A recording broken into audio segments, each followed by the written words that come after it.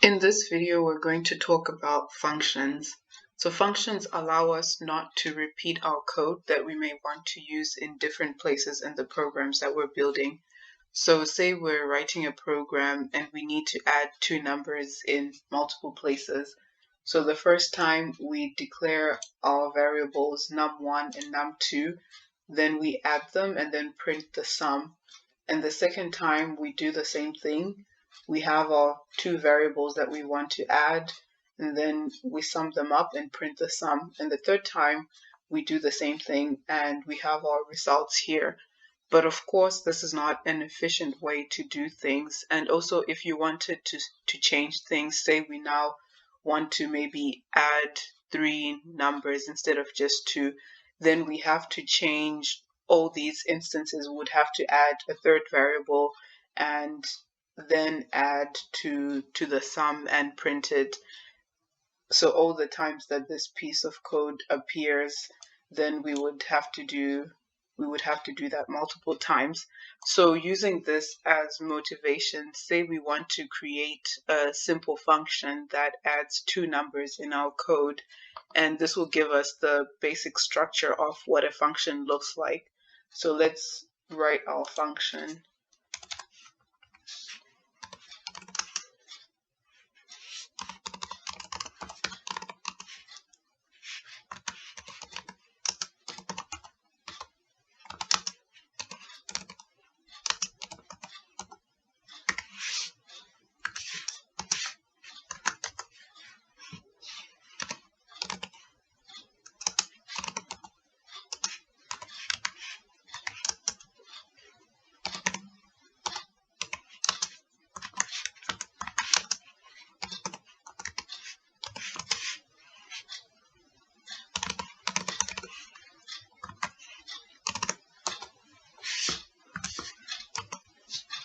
So we start off with the return type. So this is just the type of the output of the function. It could be a string or a bool. Here we're returning an int, which is what we have. And if the function is not returning anything, then the type would be void, like how it is in main here. And then you have the function name, which can be whatever you like, but it's always good to give your function a name that relates to what the function does, and it should also follow the lower camel case naming convention. You can then put parameters. Here are parameters. Oops. So we have our parameters. So these are the inputs you pass into your function. You can have however many parameters you need or no parameters at all. And then we have the body of the function. And finally, if your function has some output, then you need to have the return value. In our case, we're returning the sum. And also note that the return value matches the return type that we had specified, which is an int. So you cannot return a string if you had specified your return type to be an int. So now when we want to execute our function or call our function, we just type the function name and then provide the arguments of our function.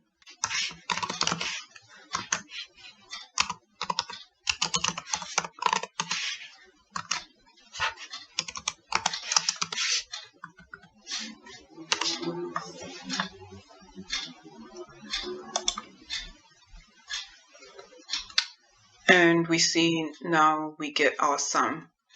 So parameters, like the way we have them here, are positional parameters, which means that we have to pass them in the order we plan on using them. And in our example, of course, it doesn't really matter which number you provide as an argument first, since we're just adding them and the result will be the same. But say you have a function that looks something like this.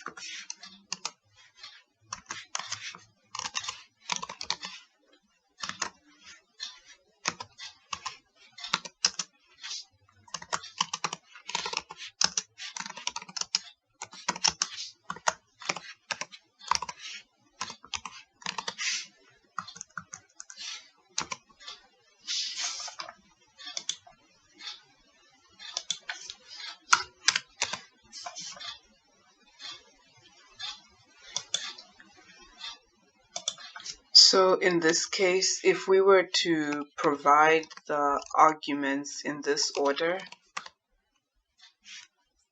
say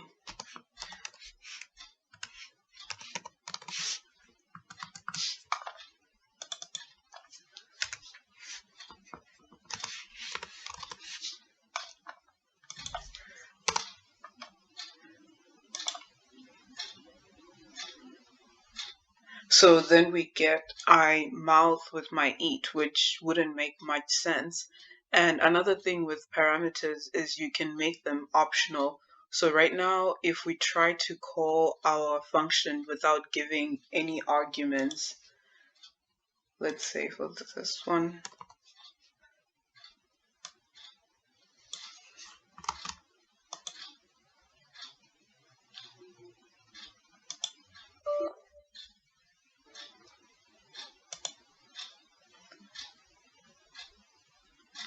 so we're running into this error, two positional arguments expected but zero found, and that's because we're expecting two arguments, but since we gave two parameters, but we didn't pass in any arguments. So say in our function we wanted to have the option to add a second verb such that we can print out something like I eat and talk with my mouth. But it's not always the case that every body part has multiple functions, and maybe sometimes a person may only specify one action, but we still want to return a string that at least shows one function for a body part and not run into a similar error like we have here. So we can make the second parameter optional by putting square brackets around it. So now let's rewrite our function for now.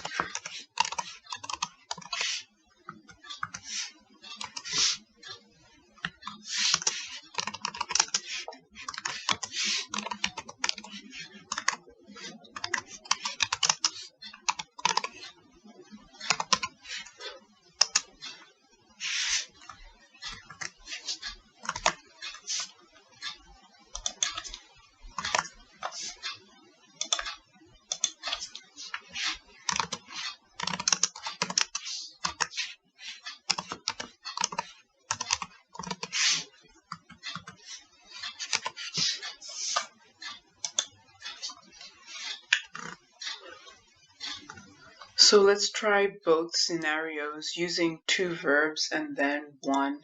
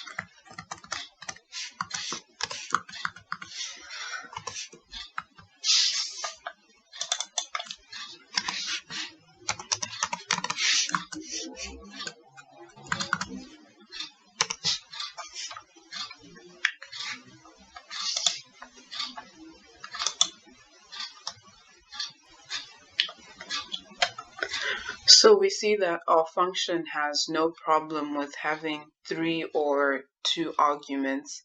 So from this example, what we actually did was provide a default value for the verb2 parameter here, which was of type now. And you can also provide your own default values in a function. So say we had a function that calculated volume of a rectangular prism. So let's create something like that.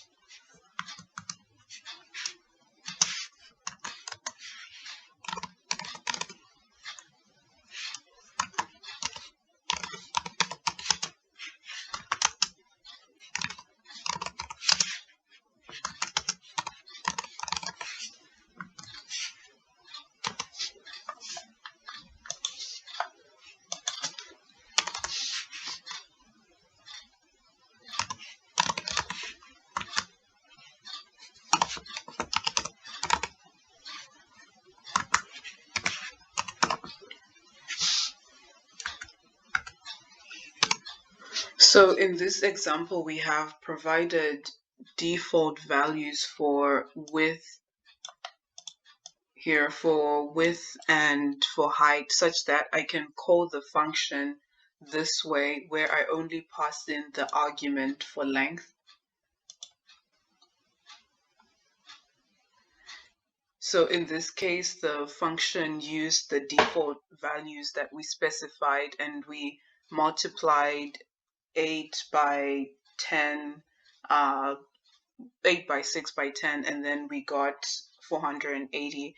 But we can always still use our own values as well as provide all the arguments. So I could do something like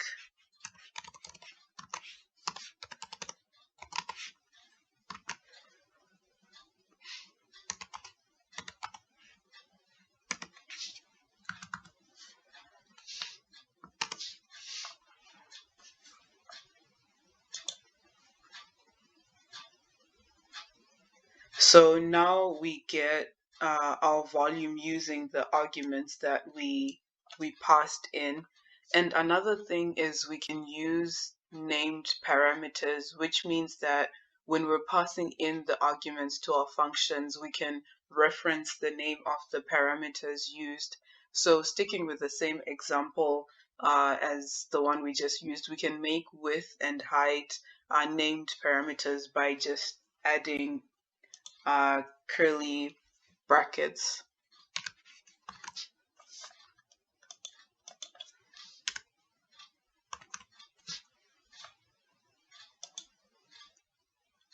And now because of this, we have to provide the parameter names when we're passing in our arguments for width and height, but they're still optional parameters, so we can still use the default values. But if we want to pass in our own values, we have to provide the name. So now when we call the function, we have to call it like this.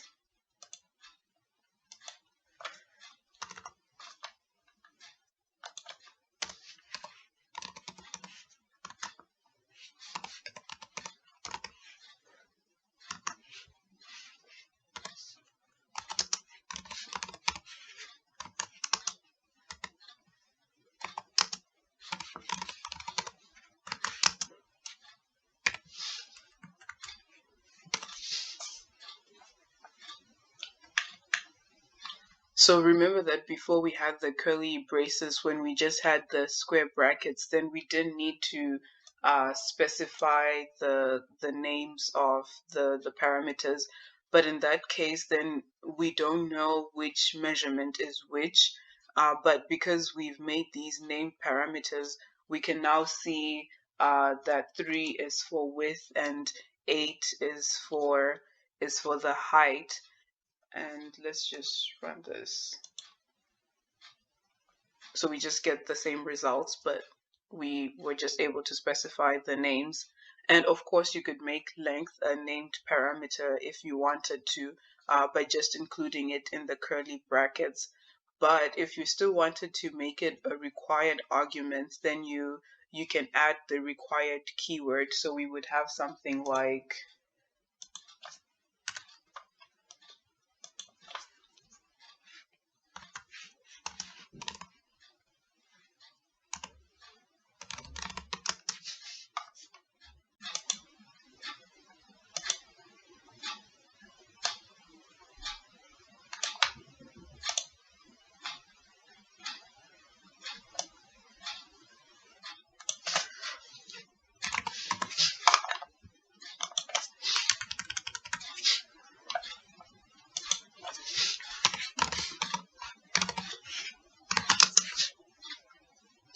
so if we had just left out the required keyword, then all the arguments would have been optional. And since we didn't give length a default value, then if a person would have tried to do something like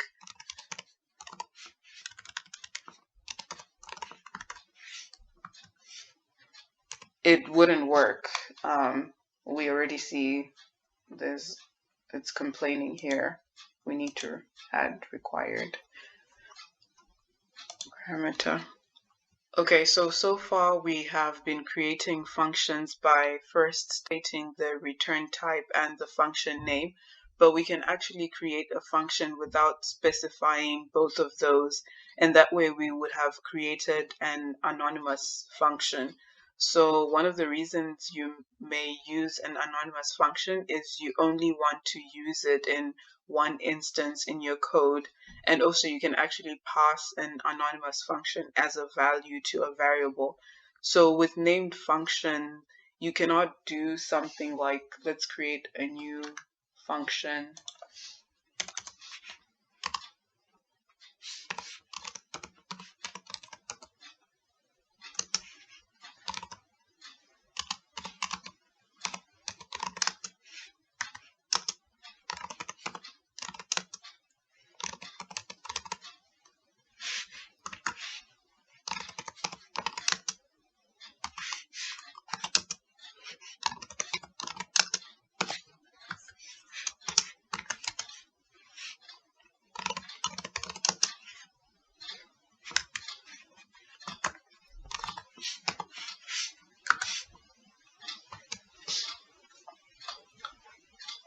So here we cannot do something like this. We see here it says function expressions cannot be named, but we can pass an anonymous function like this. So if we just remove the return type and the name,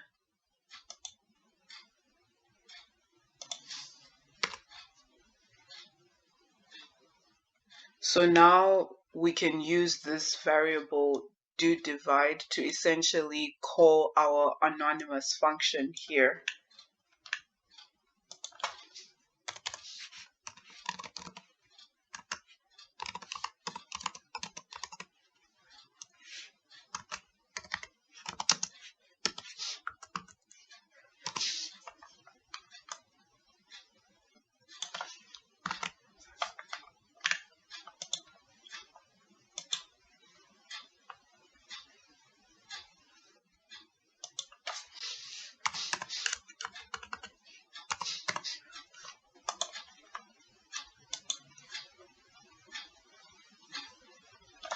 And we see we're able to divide, and this works. So this example shows how function is actually a type, just like other common types we've seen, like int, string, bool, which is why we're able to pass this anonymous function to the variable doDivide.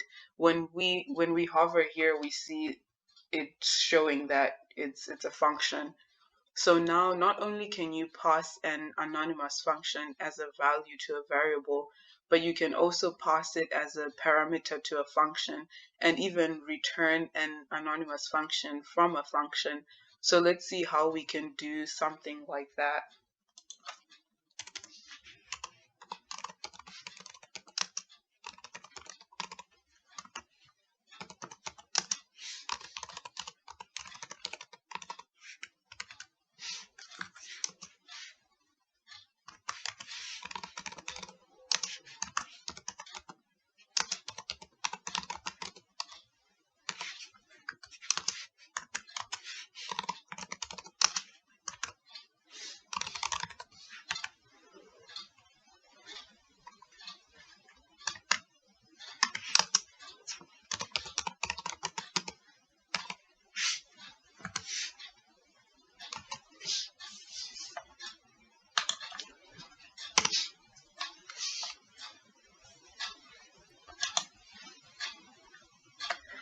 So here it helps to start from the inside to make sense of what's going on.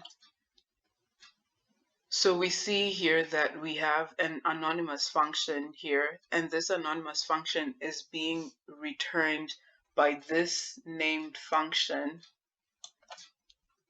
by the named function counter. So now when we assign the function counter to a variable like this,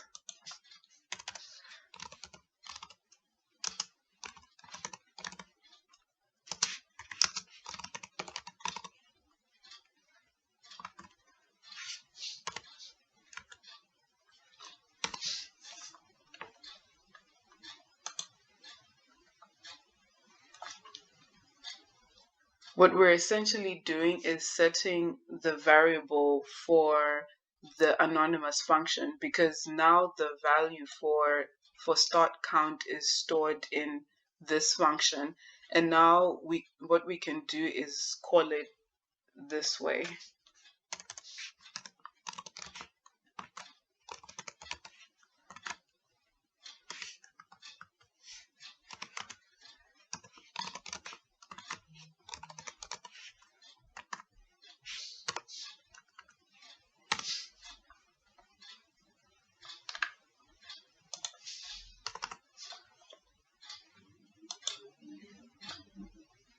So what we essentially did was setting the variable for the anonymous function, because now the value for start count is stored in this function. And now what we can do is call it like this. So here, start count, we had given it the value of 5. And so when we run count, we're adding 5 plus 3, and so we got 8.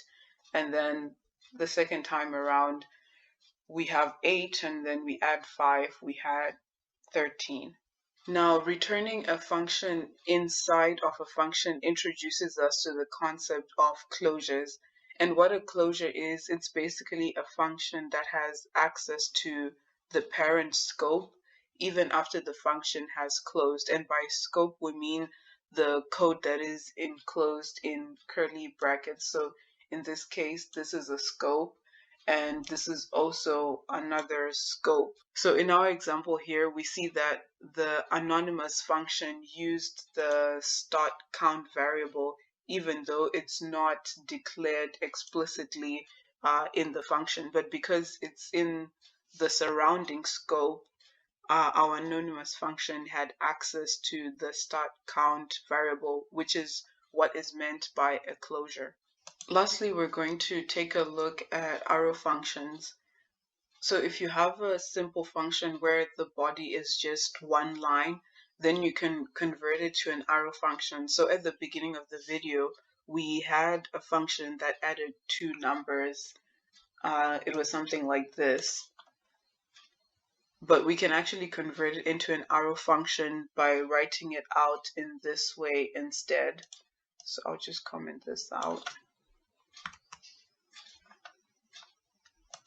So what we've done is, in place of using the return keyword and having the return value in the brackets, In this case, we're using this sign, the equal and greater than sign, to create the arrow symbol, and then we return whatever is after the arrow. So when we run this, we do get the same result as before, but we would have just simplified the function.